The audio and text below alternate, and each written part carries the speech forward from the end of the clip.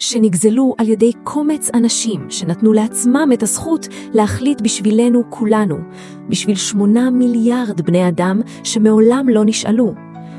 כל יום אלה שניצלו מהפצצות מאבדים את חייהם בדרך אחרת, מרעב, מקור, מעתיד שנגנב לפני שהתחיל. הסבל מתפשט וגורם לנו להרגיש קטנים, חסרי משמעות, בלתי נראים, אבל אנחנו לא. מה היה קורה אם היינו מצליחים לעצור את העולם כולו לשעה אחת?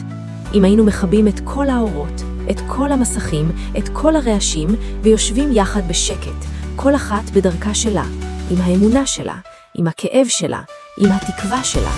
8 מיליארד בני אדם, בו זמנית, בוחרים שלום. אם הם לא יכולים לשמוע את הצעקות שלנו, שישמעו את השתיקה שלנו, שיראו את החושך שלנו. כי כדור ארץ שטבוע בחושך לא יכול להיות מתעלם ממנו. ובחושך הזה, קולות המלחמה יישארו לבד. התקווה לא יכולה להיות מופצצת. היא לא יכולה להישתק. 15 במרץ, 12 UTC, שעה 1. כל העולם. בבקשה.